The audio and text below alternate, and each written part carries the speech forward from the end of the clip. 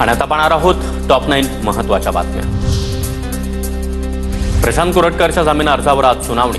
कोल्हापूर जिल्हा सत्र न्यायालयामध्ये सुनावणी। दुपारच्या सत्रामध्ये जामीन अर्जावर युक्तिवाद होणार। महादेव गीतेच्या पत्नी आज पोलीस अधीक्षकांची भेट घेणार। महादेव गीते हा बापू आंधळे खून प्रकरणातील आरोपी। महादेव गीते आणि सहकाऱ्यांना जेलमध्ये मारहाण झाल्याचा आरोप। लातूर महापालिका आयुक्तांनी स्वतःवर गोळी झाडल्याच्या प्रकरणी मनोहरेंना उपचारासाठी मुंबईमध्ये रुग्णालयात नेण्याची शक्यता। मनोहरे यांच्यावर सध्या लातूरमधील खासगी रुग्णालयात उपचार सुरू।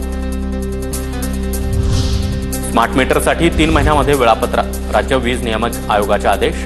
राज्य सरकारने दिलेल्या मुदतीमध्ये प्रीपेड मीटर बसवले नाही तर केंद्राच्या अर्थसहाय्याला मुकावं लागणार। स्विगी कंपनीला 7,59 लाखांची नोटीस। प्रोफेशनल टॅक्स ऑफिसरनं स्विगीला नोटीस पाठवली। 2021-22 आर्थिक वर्षासाठी नोटीस पाठवण्यात आल्याची माहिती। नाशिक प्रशासन अपात्र शिधापत्रिकांचा शोध घेणार। 1 लाखापेक्षा जास्त उत्पन्न असलेल्यांच्या शिधापत्रिका रद्द होणार। शिधापत्रिकांच्या पुराव्याबाबत आवश्यक असल्यास पोलिसांकडून देखील तपासणी करण्यात येणार।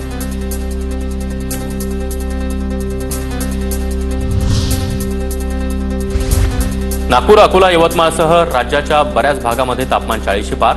पुढील 2 ते 3 दिवसांमध्ये राज्यातील अनेक भागात कमाल तापमानामध्ये 2 ते 3 अंश सेल्सिअस वाढ होण्याची शक्यता। अकोल्यामध्ये सर्वाधिक 43.2 अंश सेल्सिअस तापमानाची नोंद। विकटगड किल्ल्यावर ट्रेकिंग दरम्यान वाट चुकल्यानं 7 जण अडकले।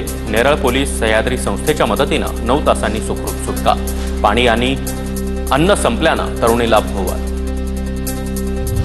नांदेडमधील तरुणानं ड्रीम 11 मध्ये 1 कोटी रुपये जिंकले। लोहामधील श्रीनिवास वानखेडेनं 1 कोटी रुपये जिंकले।